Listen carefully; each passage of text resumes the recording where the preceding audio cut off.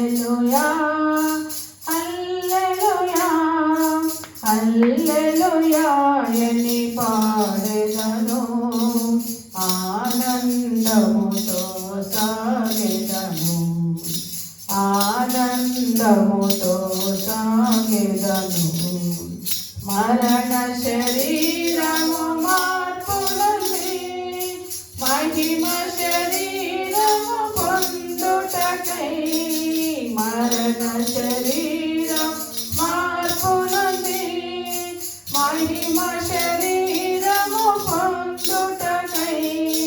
మహిమాత్మతో నన్ను నింపితివి, మరణ భయములను తీర్చితివి. మహిమాత్మతో నన్ను నింపితివి, మరణ భయములను తీర్చితివి. హల్లెలూయా హల్లెలూయా హల్లెలూయా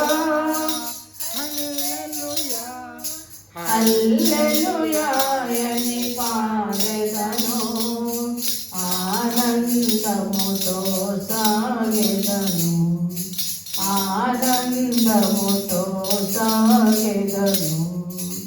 ఎవరు పాడని గీతములు యేసుతో నేను పాడుటకై.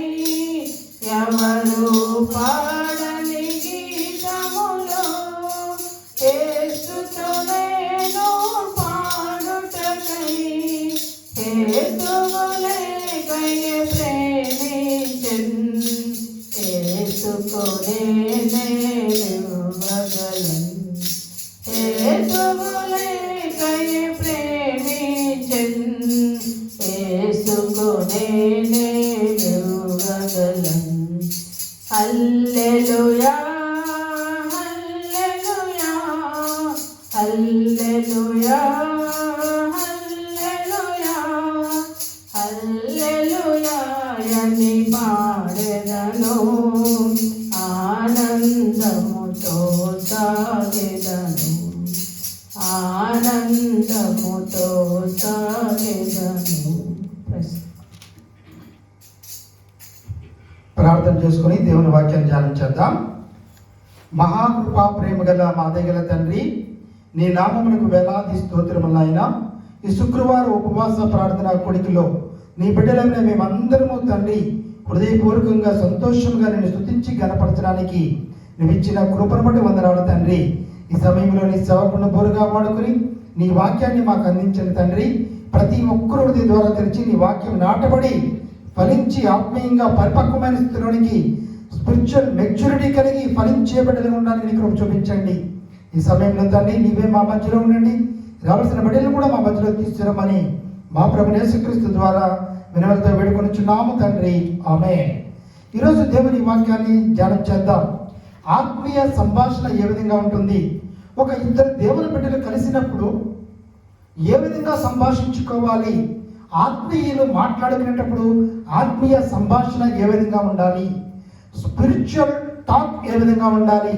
ఎందుకంటే లోకంలో అనేక మంది మనుషులు కలిసినప్పుడు అనేకమైన లోకానుసారమైన విషయాలు మాట్లాడుకునే వారుగా ఉంటారు. కొన్ని సందర్భాల్లో అయితే ఈ లోకంలో ఉన్న చెడునంతటినీ మాట్లాడుకునే వారుగా ఉన్నారు. హృదయం నిండా లోకంలో ఉన్న విషయాలు నింపుకోవడం ద్వారా వారి హృదయాన్ని అపవిత్రం చేసుకునే వారిగా ఉన్నారు. మనమైతే దేవుని మీద ఆధారపడే బిడ్డలుగా యేసు రక్తములో మన హృదయాన్ని కడగబడి పవిత్రపరచబడి పరిశుద్ధపరచబడిన బిడ్డలుగా మన హృదయంలోంచి వచ్చే మాటలు ఇతరులతో మనం ఏ విధంగా సంభాషించాలనే విషయాన్ని ఈరోజు దేవుని లేఖన భాగాల నుంచి చూద్దాం. మొట్టమొదటిగా మలాకీ గ్రంథం 3వ అధ్యాయం 16 నుంచి 18 వచ్చిన దాకా చూస్తే మలాకీ 3వ అధ్యాయం 16 నుంచి 18 దాకా. అప్పుడు యెహోవా యందు భయభక్తులు గలవారు ఒకరితో ఒకరు మాట్లాడుకొనుచుండగా యెహోవా చెవియొగ్గి ఆలకించెను. మరియు యెహోవా యందు భయభక్తులు కలిగి ఆయన నామమును స్మరించుచూ ఉండు వారికి జ్ఞాపకార్థముగా ఒక గ్రంథము ఆయన సముఖమునందు వ్రాయబడెను. నేను నియమింపబోవు దినము రాగా వారు నా వారై నా స్వకీయ సంపాద్యమై ఉందురు.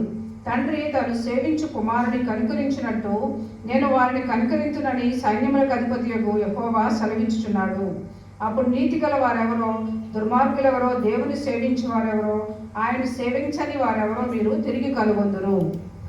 చూడండి, అప్పుడు నీతి గలవారెవరో, దుర్మార్గులెవరో, దేవుణ్ణి సేవించు వారెవరో, ఆయన సేవించిన వారెవరో మీరు తిరిగి కనుగొందురు.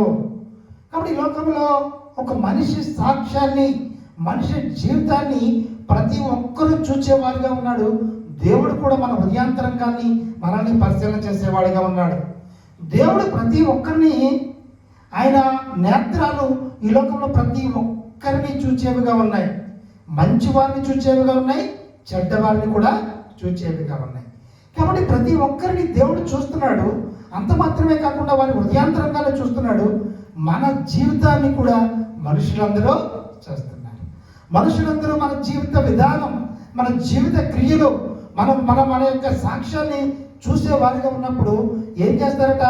అప్పుడు నీతి గలవారెవరో, దుర్మార్గులెవరో, దేవుణ్ణి సేవించేవారెవరో, ఆయన సేవించిన వారెవరో మీరు తిరిగి కనుగొనేవారుగా ఉన్నారు. కాబట్టి మనం నిజంగా దేవుని సేవ, దేవుని సేవించే వారంగా, దేవుని పనిలో పాలిభాగస్థులమయ్యే వారంగా ఉన్నామా, లేదా దేవుని సేవించిన వారంగా ఉన్నామా, అది దేవుడు చూస్తున్నాడు. మన జీవిత సాక్ష్యాన్ని మనుషులు కూడా చూస్తున్నారు. నిజంగా మనం నీతిమంతులమా, దుర్మార్గులమా, అది దేవుడు చూస్తున్నాడు. మన జీవిత సాక్ష్యాన్ని మరి మనుషులు కూడా చూసేవారిగా ఉన్నారు. అందుకనే దేవుని నమ్ముకున్న బిడ్డలు, ఆత్మీయంగా విశ్వాసం కలిగిన బిడ్డలు, హృదయంలో దేవుని పవిత్రత కలిగి, పరిశుద్ధత కలిగి, దేవుని సంపూర్ణంగా ఆధారపడే బిడ్డలు ఇద్దరు కలిసినప్పుడు ఏ విధంగా సంభాషించుకోవాలి, ఏ విధంగా మాట్లాడుకోవాలనే విషయాన్ని ఇక్కడ తెలియజేస్తున్నాడు. అప్పుడు యెహోవా యందు భయభక్తులు గలవారు ఒకరితో ఒకరు మాటలాడుకొనిచుండగా యెహోవా చెవియొగ్గి ఆలకించాడు. కాబట్టి దేవుని బిడ్డలు ఎవరైనా ఒకరిద్దరు మాట్లాడుకుంటున్నారనుకోండి, యెహోవా యందు భయభక్తులు కలిగిన బిడ్డలు ఇద్దరు మాట్లాడుకుంటున్నారనుకోండి, ఏం మాట్లాడుకుంటున్నారు వీరు అని దేవుడు చెవియొగ్గి ఆలకిస్తున్నాడంట. ఎందుకంటే ఇద్దరు కూడా దేవుని రుచి చూచి ఎరిగిన వారు, దేవుని యందు భయభక్తులు కలిగిన వారు. ఏం మాట్లాడుకుంటున్నారు వారు? నా గురించి ఏమి చెప్పుకుంటున్నారు? నేను చేసిన కార్యాల గురించి, నేను చేసిన మేలుల గురించి, నా యొక్క నామస్మరణ గురించి, నా యొక్క గొప్పతనాల గురించి వారు ఏం మాట్లాడుకుంటున్నారని దేవుడు చెవియొగ్గి ఆలకిస్తున్నాడట. కాబట్టి ఈ లోకంలో దేవుని బిడ్డలు ఒకరినొకరు మాట్లాడుకొనిచుండగా దేవుడు చెవియొగ్గి ఆలకించేవాడిగా ఉన్నాడు. మరియు యెహోవా యందు భయభక్తులు కలిగి ఆయన నామమును స్మరించుచూ ఉండు వారికి జ్ఞాపకార్థంగా ఒక గ్రంథము ఆయన సముఖంలో రాయబడ్డది. దేవుడు ఒక గ్రంథాన్ని పెట్టుకున్నాడు, జీవ గ్రంథాన్ని. నీవేం చేస్తున్నావు, నేనేం చేస్తున్నాను, ప్రతిదీ రాసుకుంటున్నాడు అకౌంట్స్ లాగా. మన బ్యాంకులో ఒక ఫోన్పేలో ఒక 10 రూపాయలు పంపించామనుకోండి, ఏదైనా కొన్నామనుకోండి, అది మళ్ళీ మన అకౌంట్లో 10 రూపాయలు కట్ అయిపోతాయి. మనకి ఎవరైనా 100 రూపాయలు పంపించారనుకోండి, అది అకౌంట్లో పడినట్టు. అంటే ఒక 2 రూపాయలు పెట్టి చాక్లెట్ కొన్నా సరే ఆ అకౌంట్లో చూపిస్తామంట. కాబట్టి దేవుని దగ్గర కూడా ఒక అకౌంట్ బుక్ ఉంది, దేవుని దగ్గర కూడా ఒక జీవ గ్రంథం ఉంది. ఆ జీవ గ్రంథంలో ప్రతి ఒక్కరి యొక్క స్థితిగతులు వ్రాయబడుచున్నాయి. అందుకనే చూడండి, యెహోవా యందు భయభక్తులు కలిగి ఆయన నామమును స్మరించుచూ ఉండు వారికి జ్ఞాపకార్థముగా ఒక గ్రంథాన్ని ఆయన రాశాడు. చాలామంది అనుకుంటారు దేవుడు చూసుకుంటాడులే, మనము దేవుని సేవ, దేవుని పని చేసేయాలా, దేవుని పనికి సహకరించాలా, దేవుడు చూసుకుంటాడులే, చేసేవాళ్ళు చేస్తారులే, లేకపోతే దేవుళ్ళు నీతిగా, యథార్థంగా, విశ్వాసంగా ఉంటే ఉన్నా లేకపోయినా మిగిలిన వాళ్ళు బాగానే ఉంటున్నారు కదా అని ఎప్పుడన్నా దేవుడు ఒకవేళ మనం తప్పు చేస్తే తప్పు చేయనివాడు ఎవడున్నాడు? కాబట్టి మనం కూడా దేవుడు క్షమాపణ అడిగితే వాళ్ళకి అయిపోతాం. వాళ్ళ కోసం విశ్వాసంగా, నీతిగా జీవించడానికి ఎందుకు మనం ఇంత కంగారు అయిపోవాలి? రోజు ప్రార్థన చేయడానికి ఎందుకు ఇంత కంగారు అయిపోవాలి? వెళ్ళకపోతే ఏదైనా మనకేమైనా నష్టం వచ్చిందా? దేవుడు ఒక క్షమాపణ అడిగితే సరిపోతుంది కదా అనుకుంటారు. కానీ దేవుడు ఏం చేస్తాడంట? యెహోవా యందు భయభక్తులు కలిగి ఆయన నామాన్ని స్మరిస్తూ ఉండే వారి కోసం ఒక బుక్ పెట్టేశాడట. ఈ లోకంలో కూడా చాలామంది బుక్ పెట్టేస్తున్నారు కదా, నీ విషయాలు రాసుకుంటా, నీ విషయాలు తేలుస్తా. ఈ మధ్యన చాలామంది ఆ పుస్తకాల గురించి కూడా అంటారు, తర్వాత లెక్క తేలుస్తా అని. దేవుడు కూడా లెక్క తేలుస్తాడంటాం. ఒక జీవ గ్రంథం రాసి దేవుని నామాన్ని స్మరిస్తూ దేవుని సేవ చేసేవారికి, దేవుని కోసం ప్రయాసపడే వారికి, దేవునిలో నీతిగా యథార్థంగా జీవించే వారి కోసం వారు చేసే పనులన్నిటినీ ఆయన బుక్లో రాసుకుంటున్నాడు. నా కోసం ఎంత ప్రయాసపడుతున్నారు, నేను నా గురించి చెప్పడం కోసం ఎంత ప్రయాసపడుతున్నారు, నా పని చేయడం కోసం ఎంత ప్రయాసపడుతున్నారు, నా గురించి అనేక మందికి ఎంతమందికి చెప్తున్నారు వీళ్ళు. ఎన్ని ప్రతీది నువ్వన్నా మర్చిపోతావేమో కానీ, నువ్వన్నా జ్ఞాపకం ఉండవేమో కానీ, నీ దినచర్య అంతా ఆయన నువ్వు చేసిన పనులన్నిటినీ ఆయన ఒక అకౌంట్ బుక్ పెట్టి రాసుకుంటున్నాడు. ప్రతిదానికి లెక్క ఉంది. దేనికి లెక్క లేదు చెప్పండి? ఏ షాప్కి వెళ్ళినా సరే మనం కొనాలంటే దానికి తగిన డబ్బులు ఇస్తేనే కదా మనం కొనగలుగుతాం. 10 రూపాయలు పెట్టిన 100 రూపాయల వస్తువు కొనగలమా? కొనలేం కదా. మరి రొట్టెకి తగ్గ పిండే కదా, ఎంత పిండి ఉంటే అన్ని రొట్టెలే వస్తాయి కదా. కాబట్టి యెహోవా యందు భయభక్తులు కలిగి ఆయన నామాన్ని స్మరిస్తూ ఉండే వారి కోసం, వీళ్ళ కోసం కంపల్సరీగా ఒక బుక్ పెట్టాలి. వారి జ్ఞాపకార్థంగా నేను ఏం చేస్తున్నానండి, వారికి ఒక గ్రంథము నా సముఖమందు ఉంచి నేను అన్నీ రాసుకుని రేపొద్దున వారికి జీవ కిరీటాలు ఇవ్వాలి. అంత మాత్రమే కాదు, వారి పిల్ల తరాన్ని ఆశీర్వదించాలి. ఒక నీతిమంతుడు నోవహు ఓడలో ఉంటే వారి కుటుంబం అంతా రక్షింపబడింది. ఒక నీతిమంతుడు ఒక దేశంలో ఒక పట్టణంలో ఉంటే ఆ పట్టణం అంతా కాపాడబడింది. కాబట్టి ఈ రోజున దేవుని యందు భయభక్తులు గల వారిని బట్టి అనేక మందిని దేవుడు కాపాడేవాడిగా ఉన్నాడు. కాబట్టి వారి గురించి అంతా ఆయన రాసుకుంటున్నాడు. వారి గురించి జ్ఞాపకార్థంగా ఒక సముఖమందు ఒక గ్రంథాన్ని రాసి ఉంచాడట. నేను నియమింపబో దినము రాగా వారు నా వారై నా స్వకీయ సంపాద్యమై ఉందరు. ఒకానొక దినం వస్తుందని చెప్తున్నాడు ఆయన. ఒకానొక దినము, నేను నియమింపబో దినము, రెండవ రాకడ కనిపెట్టుకుని ఉంటున్నారు. కాబట్టి ఒకానొక దినము, నియమింపబో దినము. చూడండి, తల్లి కడుపులో బిడ్డ ఎన్ని రోజులు ఉంటుంది? 9 నెలలు ఉంటుంది. కానీ ఒకనొక దినాన నియమింపబో దినం ఆటోమేటిక్గా లోపల ఉండడానికి ఛాన్స్ ఉందా? నేను ఇంకా మా అమ్మ దగ్గరే ఉంటాను, బయటకు వస్తే మట్టి గాలి ఇచ్చాడు, ఇదంతా ఏడుపులు పెడపప్పులు ఎందుకు, చక్కగా హాయిగా మమ్మీ ఫుడ్ నాకు వచ్చేస్తుంది అంటే కుదురుతుందా? 9 నెలలు ఈ కడుపులోనే ఉన్నాను, ఇంకా ఇక్కడే ఆడుకుంటాను, బయట అందరూ కొడతారు తిడతారు, ఎంత భరించలేను అంటే అవుతుందా? ఒక నియమింపబడిన దినాన మరి తల్లి నుంచి బయటికి రావడమే. తల్లి ఇంట్లో పనులు చేసుకుంటూ ఉంటాడు, ఇక్కడ ఎక్కువ తల్లి అటు చేస్తుంటే అటు చెప్తూ ఉంటాడు, ఇటు తిరుగుతుంటే ఇటు చెప్తూ ఉంటాడు. చిన్న బిడ్డలు ఎలా చూస్తూ ఉంటారండి? ఆడు పాకలేని టైంలో మంచం మీద వేసేసి ఏళ్ళనే పట్టుకుని వెళ్ళడితే అవ్వదు కదా. వంట పని చేసుకోవాలి, పిల్లల పనులు చేసుకోవాలి, ఇంట్లో పనులు చేసుకోవాలి. పాప ఆయన చూస్తాడు, కనపడతానే అటు ఇటు తిరుగుతూ ఉన్నప్పుడు తల్లి ఇడేం చేతులు బుర్రా ఇలా తిప్పుతూ ఉంటాడు. తల్లి అటు వెళ్తుంటే అటే తిప్పుతూ ఉంటాడు. ఆడికి చేతులు బలం మీద కొంచెం ఇలా లేసి ఇలా చూస్తూ ఉంటాడు. వంటగది అయిపోయాయి, మా ఊడు అలాగే చూస్తూ ఉండేవాడు. వంటగదిలో మమ్మీ ఉంది, ఇలా చేతుల మీద లేసి అలా వంటగది అయిపోయి అమ్మ ఎప్పుడు వస్తుంది. చూసారండి? కాబట్టి మనుషులు అలా చూస్తున్నప్పుడు దేవుడు ఏం చేస్తాడండి, ఆయన నియమింపబో దినము వచ్చిన తర్వాత, రాకడ దినం వచ్చిన తర్వాత ఎవరైతే ఆయన భయభక్తులు కలిగి ఆయన గ్రంథమందు రాయబడ్డారో వారందరి కోసం ఏం చేస్తారట, వారు నా వారు అయిపోతారు, నా స్వకీయ సంపాద్యమై ఉందరు. తండ్రి తన సేవించి కుమారుని కనికరించినట్లు నేను వారిని కనికరించునని సైన్యములకు అధిపతి యెహోవా సెలవిస్తున్నాడు. సైన్యములకు అధిపతి యెహోవా సెలవిస్తున్నాడు. ఒక దేశ ప్రధాని ఒక మాట చెప్తే, ఒక అమెరికా ప్రెసిడెంట్ చెప్తే ప్రపంచమంతా భరించలేకపోతుంది కదండి. బాబు ఆయన ఏ మాట ఎప్పుడు రేట్లు పెంచుతాడో, ఎప్పుడు రేట్లు తగ్గిస్తాడో అని బెంబేలు ఎత్తిపోతున్నారు కదా అమెరికా ప్రెసిడెంట్.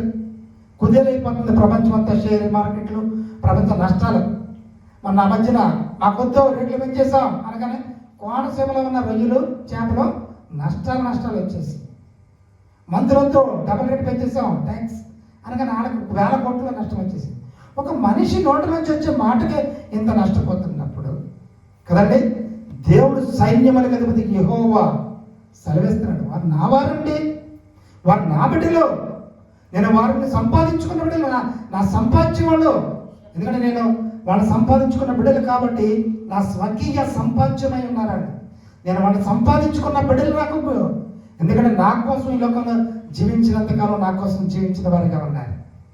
కాబట్టి వారికి వారి ఎడల కనికరము దయ జాలి చూపించేవాడిగా సైన్యముల బతికి యెహోవా ఉన్నాడనే విషయాన్ని ఈరోజు దేవుడు జ్ఞాపకం చేస్తున్నాడు. కాబట్టి మన బిడ్డల్లోనే ఎవరైనా కొంచెం ఎక్కువగా మాట వినే వాళ్ళు ఉంటే వాళ్ళ మీదే తల్లిదండ్రులకి మనసు ఉంటుంది కొంచెం. ఎందుకు అంటే ఇప్పుడు చెప్పగానే పని చేస్తారు, మనం చేయలేనప్పుడు పని చేస్తూ ఉంటారు కదా. అలాగా ఎదిరించే వాళ్ళ సంగతి కొంచెం బాధగా ఉంటుంది. ఏదైనా ఇప్పటికీ స్కూల్లో కూడా టీచర్స్ ఏం చేస్తారంటే, మీ టీచర్ గారు ఎవరు హోంవర్క్ చేసుకొచ్చారో వాళ్ళనే కదా ఎక్కువ లైక్ చేస్తారు. హోంవర్క్ చేయకుండా తొందరగా ఉండేవాళ్ళని ఎవరు లైక్ చేస్తూ ఉంటారు? చేయరు. ఒకసారి చెప్తారు, 2 సార్లు చెప్తారు, 3 సార్లు చెప్తారు. ఇంకా వాళ్ళ అమ్మోళ్ళే చెప్పలేకపోతున్నారు. మన అమ్మ కొడితే గోల, తిడితే గోల, మళ్ళీ వాళ్ళ అమ్మోళ్ళు పొట్లాటకు వస్తారనేసి అని వదిలేస్తారు నెమ్మదిగా కదండి. భయపెట్టారు, ట్రై చేస్తారు. అదే పని కాదు కదా, ఒకటి కోసమే కాదు కదా. కాబట్టి దేవుడు ఎవరిని కనికరిస్తూ ఉంటాడంటే, ఆయన స్వకీయ సంపాద్యముగా ఉన్నావు, ఆయన ఎందుకు భయభక్తులు కలిగి ఆయన తప్పక సేవించేవారు, ఆయన పని చేసేవారి కోసం, ఆయన గురించి మాట్లాడుకుంటూ ఆయన కోసం బ్రతికే వారిని కనికరించేవాడిగా ఉన్నాడు, జాలి చూపేవాడిగా ఉన్నాడు. నిజంగా ఒకానొక దినం రాకడొచ్చినప్పుడు ఎవరు నీతిమంతులో ఎవరు దుర్మార్గులు అక్కడ తేలిపోతుందండి. ఇక్కడ చేసిన నటన అక్కడ కుదరదు, ఇక్కడ మేకప్లు అక్కడ కుదరవు. కాబట్టి ఆయనకు నీతిమంతులు ఎవరో దుర్మార్గులు ఎవరో అని తెలిసిపోతూ ఉంటుంది. ఆయన నిజంగా ఆయన ఎవరు సేవిస్తున్నారో ఎవరు సేవించట్లేదో కూడా ఆయన తెలిసిపోతుంది. కాబట్టి ఇవన్నీ ఒకనొక దినాన్ని తెలిసిపోతాయి. నువ్వు నిజంగా సేవిస్తున్నావా, నువ్వు సేవించట్లేదా అనే విషయం తెలిసిపోతుంది. కాబట్టి మనం ఏం చేయాలండి, దేవుని బిడ్డలుగా ఒకరితో ఒకరు మాట్లాడుకునేటప్పుడుగా డెఫినెట్గా దేవుని యొక్క స్వకీయ సంపాద్యంగా ఆయన గ్రంథంలో మన మాటలు, మన ప్రవర్తన, మన జీవితం వ్రాయపడుతుందన్న విషయాన్ని జ్ఞాపకం చేసుకుంటూ మనం చాలా జాగ్రత్తగా దేవుని బిడ్డలు ఒకరికొకరు సంభాషణ చేసుకునే వారిగా ఉండాలి. దేవుని బిడ్డల సంభాషణ చాలా మధురంగా ఉండగలగాలి. దేవుని బిడ్డల సంభాషణ ఒకరిని బలపరిచేదిగా ఉండాలి. దేవుని బిడ్డల సంభాషణ చాలా ఎంతో మధురంగా ఆహ్లాదకరంగా అనేక మందికి మరి ఒక ప్రోత్బలంగా ఉండాలి, అనేక మందిని ప్రోత్బలంగా ఉండాలి. అప్పుడు ఆ విధంగా ఉండాలని ఈ రోజున దేవుడు సెలవిస్తున్నాడు. దేవుడు ఏం చేస్తున్నాడంటే, మొట్టమొదటి విషయం, దేవుడు ఎవరైనా దేవుని బిడ్డలిద్దరు మాట్లాడుకుంటున్నప్పుడు ఆయన చెవియొగ్గి ఆలకిస్తున్నాడు.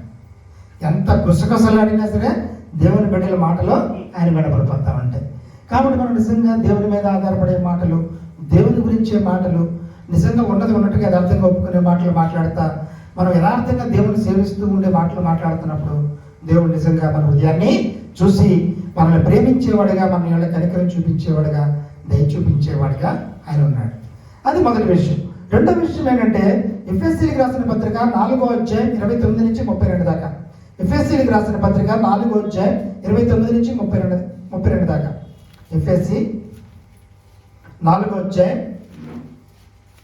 ఎఫెసీయులకు రాసిన పత్రిక 4వ అధ్యాయం 29 నుంచి 32 దాకా.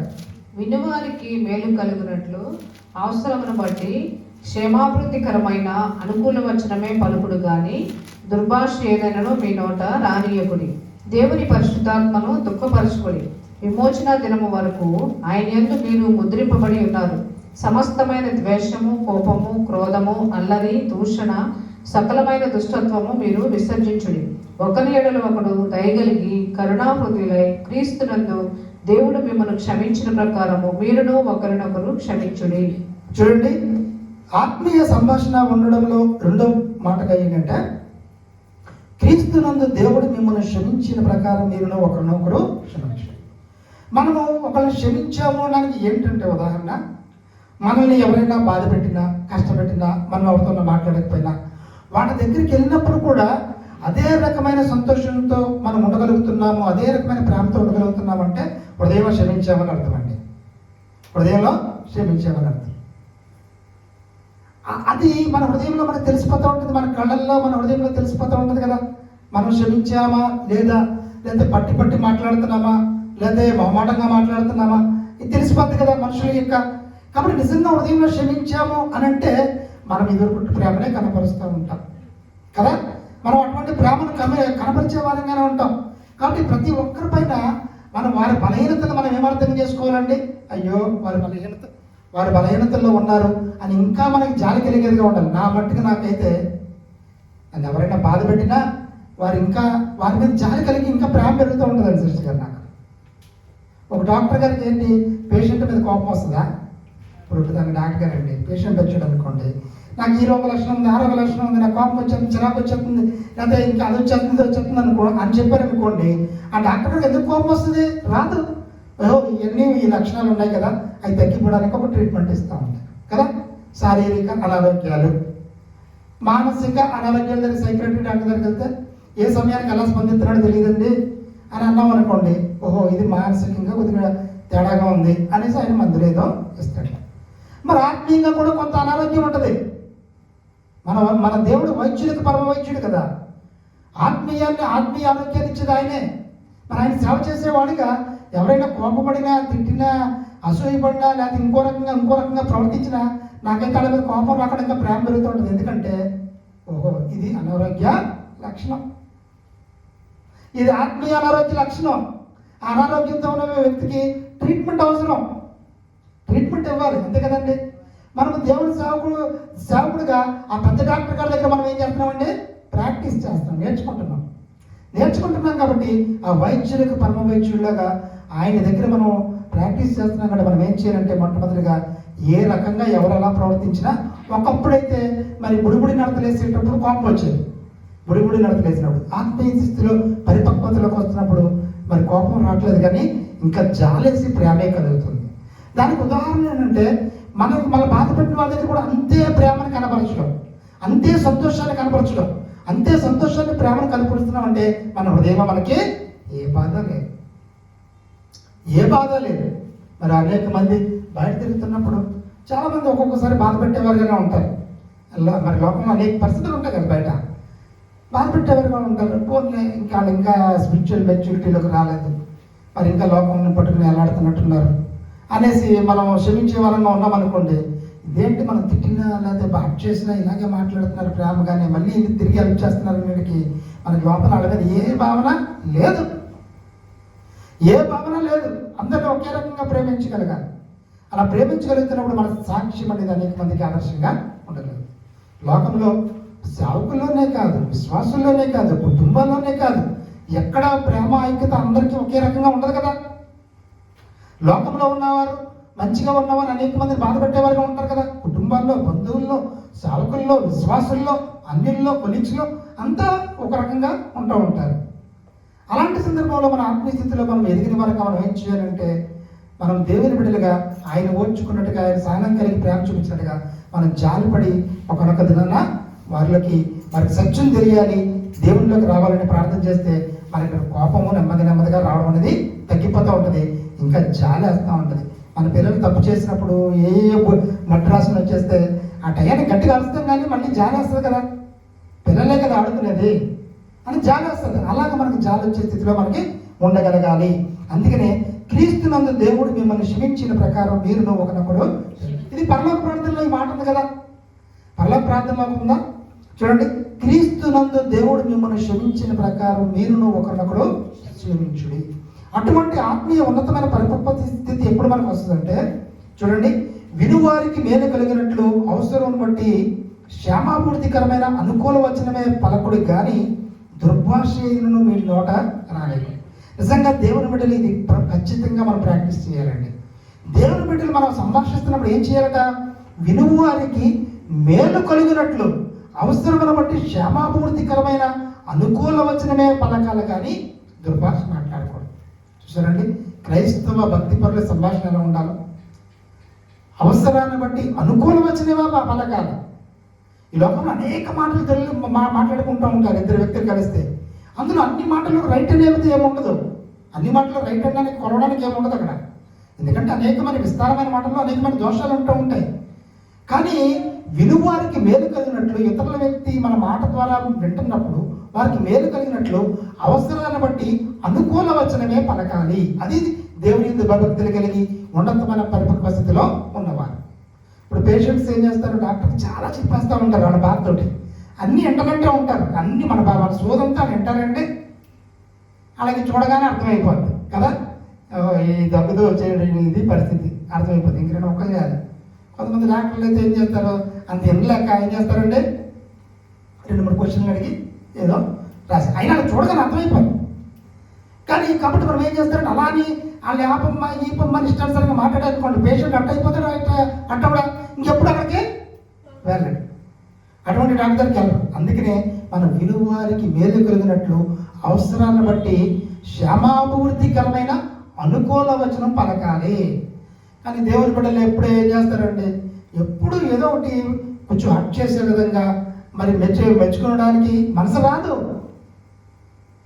మెచ్చుకోవడానికి మనసు రాదు, అనుకూల వచనంగా మాట్లాడడానికి మనసు రాదు.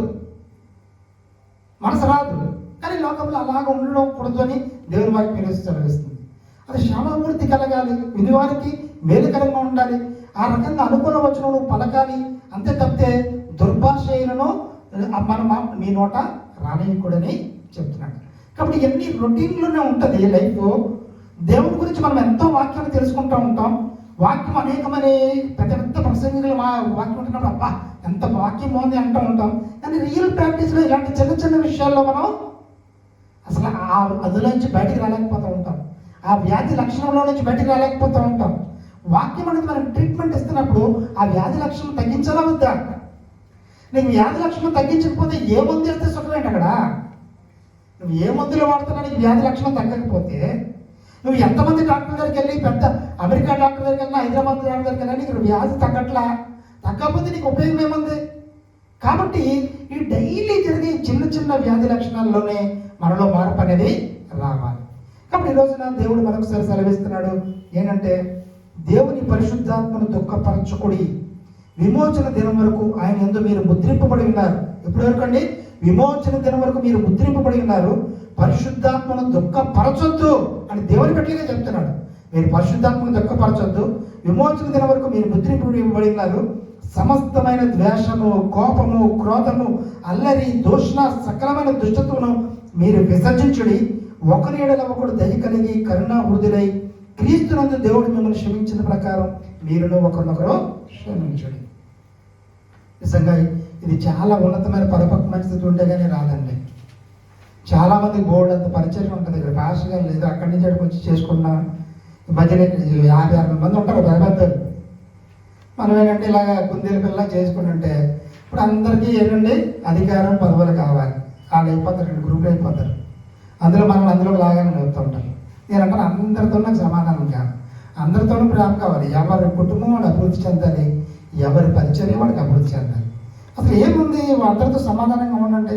ఒకవేళ ఆ వ్యక్తికి బలహీనత ఉందా, ఆ బలహీనత నువ్వు ప్రార్థన చేయాలి, లేకపోతే నువ్వు దూరంగా ఉండు. కనీసం నువ్వు ఆ బలహీనత నువ్వు భరించలేకపోతున్నావు అనుకుంటూ దూరంగా ఉండుకున్నాడు. దూరంగా ఉండడం కూడా మేలుకరమే కదండి. ఇప్పుడు 2 వ్యక్తులు పట్టలేదు అనుకుంటే చాలా దూరంగా ఉంటే మళ్ళీ నెమ్మదిగా ఆ విషయం నుంచి బయటకు రాగలుగుతాం. కాబట్టి అలా చెప్తున్నప్పుడు ఎవరికి ఎక్కదు. ఊరు బాబు ఇంత బాగా ఒక్కొక్కరికి 5 చర్చలు, 6 చర్చలు, 3 చర్చలు ఉన్నాయి, కానీ ఈ విషయంలో ఆ బలహీనత నుంచి బయటకు రావట్లేదండి. అనుకోని వచ్చిన వాళ్ళని కూడా క్షేమంగా ఉండాలి కదా, వీళ్ళు కూడా క్షేమంగా ఉండాలి కదా అని మాట్లాడితే మనము వాళ్ళకి మీకు అందరూ కావాలి, మీరు ఏదో ఒక దాంట్లో ఉండాలి. ఎవరండి జడ్జి చేయగలుగుతాం? దేవుడి దగ్గర జడ్జి చేయడానికి ఎవరు సరిపోతారు? మనుషులకు బలహీనతలు ఉంటాయి, తప్పులు చేస్తారు. అది నువ్వెవరు జడ్జి చేయడానికి? దేవుడు చూసుకుంటాడు కదా. నువ్వు నీతిమంతుడిగా యథార్థంగా నువ్వు మాట్లాడగలుగుతున్నావా? నువ్వు అలా మాట్లాడలేకపోతున్నావు అని నిన్న ఫోన్ చేసి గంట దేవుడు ఫోన్లు దగ్గర ఈ మధ్యన పాస్టర్ గారు ఏమో ఎందుకు అంటే మరి చేస్తూ ఉంటారు. మనం అందరితోనూ కొంచెం ప్రేమగా ఉంటాం కాబట్టి, హెల్పింగ్గా ఉంటాం కాబట్టి చేస్తూ ఉంటారు. ఇదే గోల అలపడం చెప్తున్నాను. అంటే ఇది ఎందుకు చెప్తున్నానంటే, దేవుని వాక్యాలు సంపూర్ణంగా తెలిసి నేను చర్చేసి ఉండి ఇంత ఉన్నా సరే ఈ చిన్న చిన్న విషయాల్లో తప్పిపోతున్నారు. సరే, ఎదుటి వ్యక్తికి అనుకూలంగా క్షేమకరంగా ఒక మాట మాట్లాడడానికి ఏంటి నొప్పి? నాకు అర్థం కాదు. ఇష్టానుసారంగా తిడితే ఎలాగండి కదా? తిట్టడానికి లేదు కదా. ఏ వ్యక్తిని ఎవరు తిట్టడానికి అవకాశం ఉంది?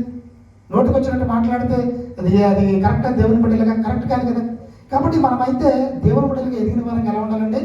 సాత్వికంగా ఇతరులను క్షమిస్తూ ప్రేమ కలిగి, నీకు కుదిరితే మంచి మాట్లాడాలి, అనుకూలంగా వచ్చిన క్షేమాభివృద్ధికరమైన మాట మాట్లాడగలిగే వారికి ఉండాలి.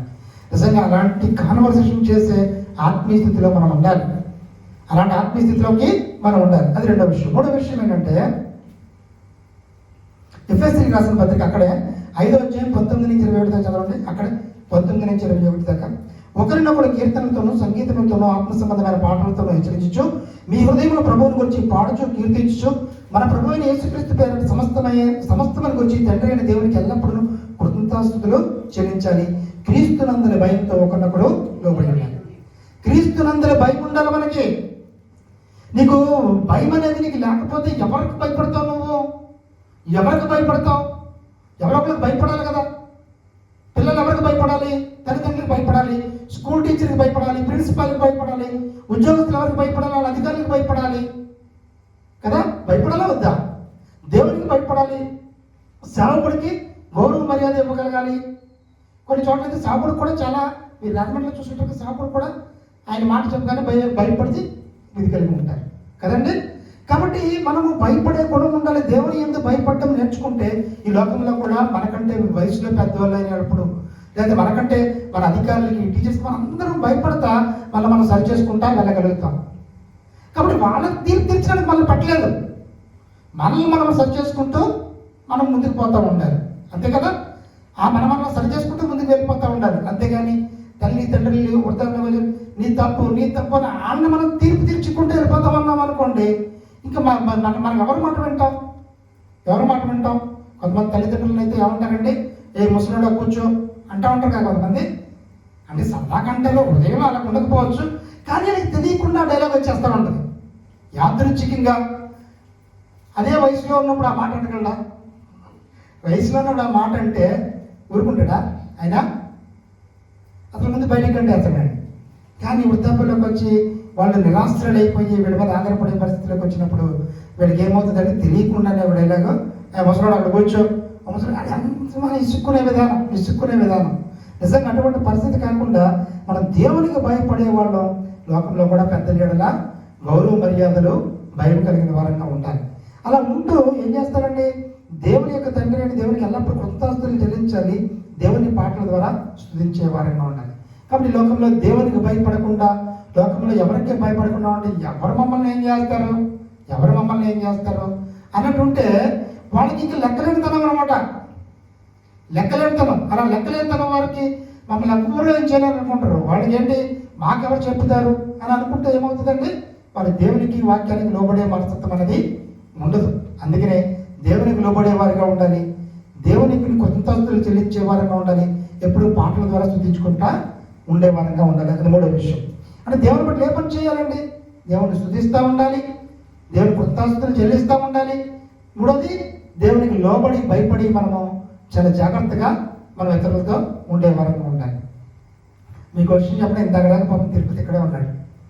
తిరుపతి 5 గంటల దాకా పనిచేస్తున్నాడు అక్కడ, మళ్ళీ వస్తున్నాడు, కొడుకుని వేసుకుని వస్తున్నాడు. కొడుకుని వాళ్ళ డాడీని వదిలేటాడు, అస్సలు వదిలేడు. డాడీ విజయ్ మా వాళ్ళే చిన్నప్పుడు వచ్చేసి కొడుకుని అక్కడ కూర్చోబెడతాడు. 7 గంటల దాకా పనిచేసి వెళ్ళాడు. అతను చేసే పని కరెక్ట్గా ఒక 2 మనుషులను పెట్టి 2 రోజుల్లో అయిపోతుంది. నాకు చేయగలను కదా, ఎందుకంటే ఇంటి పని ప్రతిదీ చేస్తున్నాం కదా. డబ్బులు ఇస్తే మరి చేసే పనులు ఉంటారు కదా, ఏ పనికి ఆ పని ఉంటారు కదా.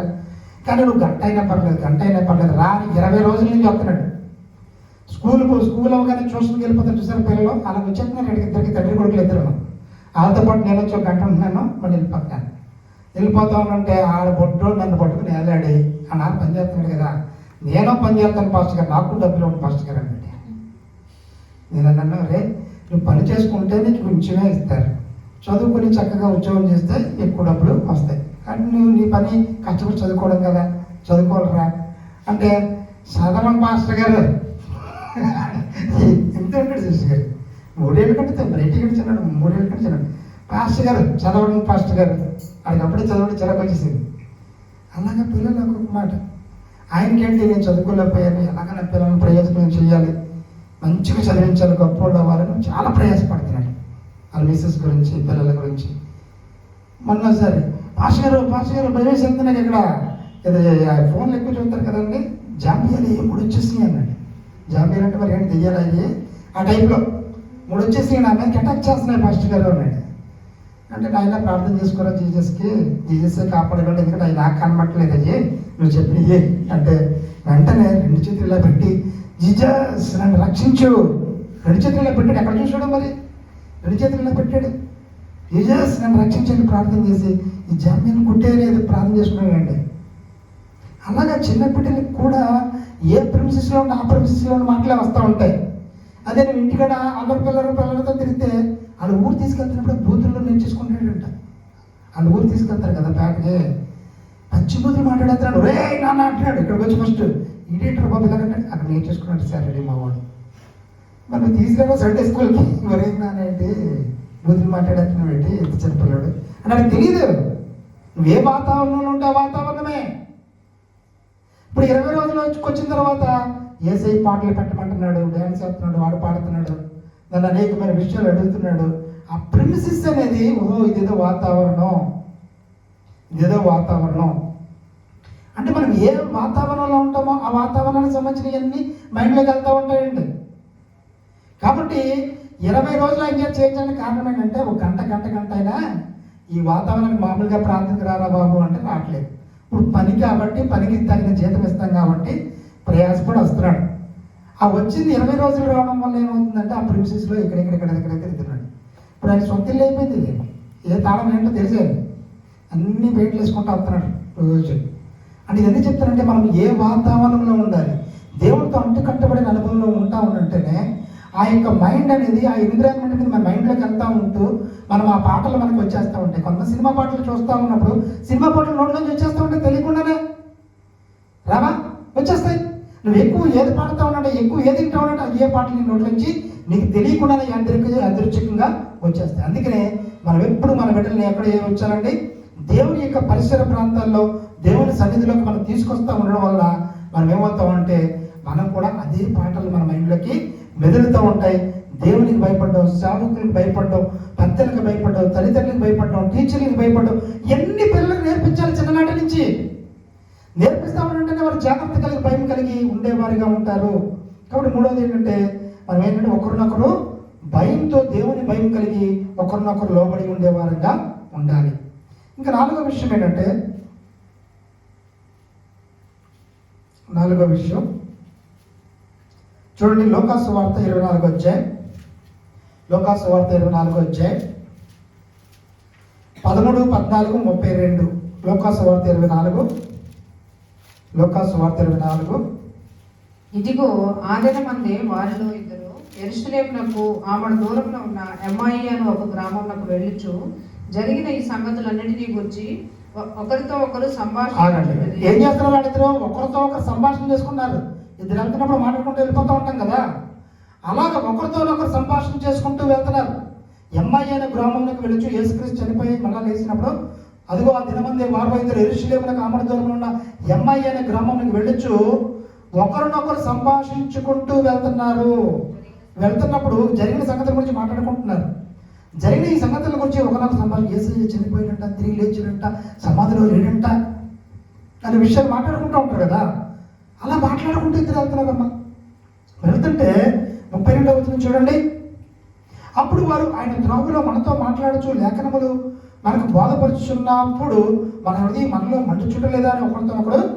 వీళ్ళిద్దరితో పాటు దేవుని యేసయ్య కూడా లేపబడిన యేసయ్య కూడా వీళ్ళతో మాట్లాడుతూ అనేకమైన బోధలు వీళ్ళతో చేస్తున్నప్పుడు మీ హృదయం ఏమవుతుందండి, ఆత్మీయంగా ఉద్యమంతో మంటతో రగిలిపోతున్నప్పుడు మళ్ళీ ఆయన కనపడకపోయినప్పుడు నిజంగా దేవుడే కదా ఆయనతో మాట్లాడినప్పుడు మన హృదయంలో మంట కలిగింది అనే విషయాన్ని వారు జ్ఞాపకం చేసుకుంటున్నారు. కాబట్టి ఎప్పుడైతే దేవుని భక్తులు కలిగినట్టు ఇద్దరు మాట్లాడుకుంటూ ఉంటారో వారిలో పరిశుద్ధాత్మ దేవుడు ఒకరినొకరు బలపరుచుకునేవారుగా, ఒకరికొకరు జ్ఞానాన్ని, ఒకరు వివేచన జ్ఞానం ఇంకొకరికి సలహాలు ఇచ్చేదిగా, ఇంకొకరు వివేచన జ్ఞానం ఇంకొకరికి సలహాలు ఇచ్చేదిగా ఉంటుంది. నువ్వు లోకంలో ఆశ్రయించామనుకోండి లోకానుసరమైన సలహాలు ఇస్తూ ఉంటారు వాళ్ళు. కానీ దేవుని బిడ్డలను ఆశ్రయిస్తే వారు దేవుడి నుంచి వచ్చిన వివేచన జ్ఞానంతో మనకు సలహాలు ఇవ్వగలుగుతారు. కాబట్టి ఇక్కడ దేవుడు వీరితో సంభాషిస్తూ బలపరిచిన వాడుగా ఆయన ఉన్నాడు. ఇంకోటి చూడండి, కీర్తన గ్రంథం 145, 11, 12 వచనాలు. కీర్తన 145, 11, 12 వచనాలు చూడండి.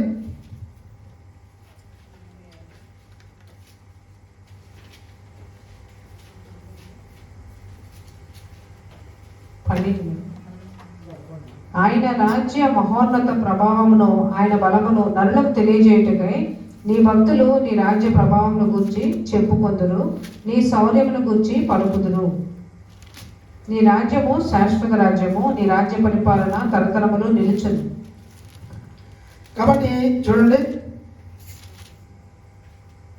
ఆయన రాజ్య మహోన్నత ప్రభావమును ఆయన బలమును నరులకు తెలియజేయుటకై నీ భక్తులు నీ రాజ్య ప్రభావం గురించి చెప్పుకొందురు, నీ శౌర్యం గురించి పలుకుదురు. ఆయన భక్తులు ఏం చేస్తారండి? ఆయన రాజ్య ప్రభావం గురించి, ఆయన శౌర్యమును గురించి, ఆయన రాజ్య ప్రభావం గురించి, ఆయన రాజ్య మహోన్నత ప్రభావం గురించి, ఆయన బలమును గురించి ఆయన భక్తులు చెప్పుకునే వారిగా ఉంటారు. దేవుడు ఎంత గొప్పవాడండి! దేవుడు కనుక తోడు లేకపోతే ఈ పనిలో మనం ఏమైనా చేయగలమా అని నిజంగా దేవుని యొక్క శౌర్యాన్ని గురించి, గొప్ప కార్యాన్ని గురించి, ఆయన రాజ్య మహోన్నత ప్రభావం గురించి, ఆయన బలమును గురించి దేవుని యందు భయభక్తులు కలిగే వారు వాటి గురించి దేవుని యొక్క మరి సంభాషించే వారిగా ఉంటారు. అందుకనే దేవుడు చేసిన మేలండి, దేవుని యందు భయభక్తులు కలిగిన బిడ్డలకి దేవుడు జోక్యం లేకుండా చిన్న పని కూడా చేయలేం. ఆ విషయం తెలుసు కదా మీకు. మన ఆరోగ్యం ఇవ్వాలన్నా, మనకి ఏ విషయంలో సరే ఆయన చేపట్టి నడిపించాలని ఆయన సహాయమే దేవుని యందు భయభక్తులు కలగడానికి.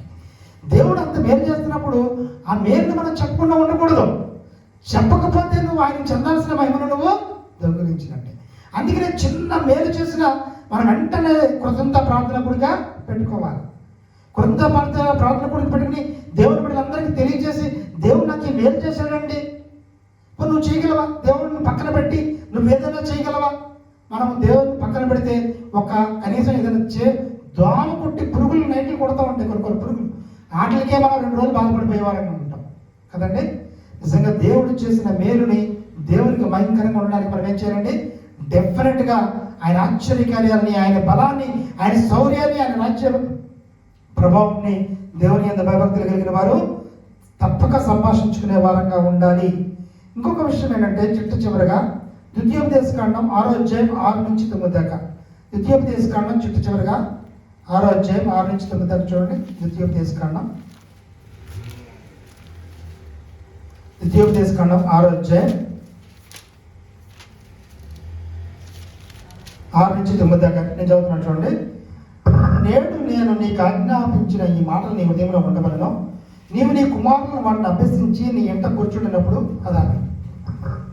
కూర్చున్నప్పుడు, త్రోవ నడిచినప్పుడు, పండుకున్నప్పుడును, లేచినప్పుడును వాటిని గురించి మాట్లాడవలను. సూచనగా వాటిని నీ చేతికి కట్టుకొనవలను. అవి నీ కన్నులకు బాసిక వలె, నీ కన్నుల నడుమ బాసిక వలె ఉండను. నీ ఇంటి ద్వార బంధముల మీదను, గౌరుని మీదను వాటిని రాసు. కాబట్టి దేవుని మాటలన్నీ మన హృదయంలో జ్ఞాపకం ఉంచుకోవాలి. ఉంచుకుని మన కన్నుల నడుమ బాసికగా ఉంచుకోవాలి. మన ఇలాగా పాస్టర్స్ మన ఇంటి నిండా ఆ పాస్టర్స్ పెట్టుకుంటూ ఉండాలి. ఎందుకంటే అటు తిరిగి ఇలా చూసినప్పుడు ఎప్పుడు ఆ వాక్యాలు మనకు కనబడుతూ ఉండాలి. కాబట్టి అలా ఉంచుకుంటే మన హృదయంలో జ్ఞాపకం ఉంచుకునే వారంగా ఉండాలని దేవుని బిడ్డలకైనా సెలవిస్తున్నాడు. అక్కడే ద్వితీయోపదేశకాండం 11వ అధ్యాయం 18, 19, 18 నుంచి 20 చదవండి. 11వ అధ్యాయం 18 నుంచి 20 దాకా. కాబట్టి మీరు ఈ నా మాటలను హృదయంలో మీ మనసులో ఉంచుకొని వాటిని మీ చేతుల మీదుగా సూచనలుగా కట్టుకోవాలను. అవి మీ కన్నుల నడుమ బాసికములుగా ఉండవలను. నీవు నీ ఇంట కూర్చున్నప్పుడు, త్రోవ నడిచినప్పుడు, పట్టుకున్నప్పుడు, లేచినప్పుడు వాటిని గురించి మాట్లాడచ్చు. వాటిని మీ పిల్లలకు నేర్పి నీ ఇంటి ద్వారబంధముల మీదను, నీ గౌరుల మీదను వాటిని వ్రాయవలను. అలాగూ చేసినట్లుగా యెహోవా మీ పితరులకు ఇచ్చిన ప్రమాణం చేసిన దేశమును మీ దినములను మీ సంతతి వారి దినములకును భూమికి పైగా ఆకాశం నిలిచినంత కాలము విస్తరించు. కాబట్టి దేవుని గురించి మనము హృదయంలో ఉంచుకొని ఆయన గురించి మన పిల్లలకి చెప్తూ ఉండాలి. మన ద్వారబంధం మీద రాసుకోవాలి, ఇంట్లో రాసుకోవాలి. మన పిల్లలకు దేవుడు చేసిన ఆశ్చర్యకార్యాన్ని తెలియజేసే వారంగా ఉండాలి. కాబట్టి ఎప్పుడైతే మనం అటువంటి ఆత్మస్థితిలో దేవుని యొక్క కార్యాలని అనేక మందికి చెప్తూ, దేవుని యొక్క కార్యాన్ని మన పిల్లలకి చెప్తూ, దేవుని యొక్క వాక్యాన్ని మన హృదయంలో పదిలిపెట్టుకుంటూ, దేవుని యొక్క వాక్యాన్ని ఇంటి నిండా పెట్టుకుంటూ, అంత మాత్రమే కాదు మన సంభాషణలో అనుకూలం వచ్చిన మాట్లాడుతూ ఇతరులకు క్షేమపూర్తి కలిగాడు. ఆ విధంగా అటువంటి సంభాషించే ఆత్మస్థితిలో మనం ఉంటే మనం దేవుని బిడ్డలుగా ఏముంటామండి? మనతో మాట్లాడుతున్నప్పుడు నిజంగా వీళ్ళు దేవుని బిడ్డలండి, నిజంగా వీళ్ళు దేవుని బిడ్డలండి, ఎవరిని హట్ చేయరు, క్రిటిసైజ్ చేయరు, వీరితో మాట్లాడినాడు మనం సంతోషంగా ఉంటుంది అని మనకు తెలియకుండానే మన హృదయంలో విలువిస్తారండి. మనకు తెలియకుండానే మనకి హృదయంలో విలువిస్తారు. కాబట్టి అటువంటి ఆత్మీయస్థితిలో మనం అందరము నడిపింపబడే వారంగా ఉండాలి. కాబట్టి దేవుని బిడ్డలమైన మనం మన ఆత్మీయ సంభాషణ ఏ విధంగా ఉండాలి? ఈరోజు దేవుడు మరొకసారి మనతో మాట్లాడాడు. ఆ విధంగా ఉండడం ద్వారా మరి దేవుని బిడ్డలను ప్రతి ఒక్కరూ తెలుసుకున్నట్లుగా అటువంటి సంభాషణ చేసే ఆత్మీయస్థితిలోకి మనం రావాలని ప్రార్థన చేద్దాం. పాస్టర్ గారు ప్రార్థన చేస్తారు.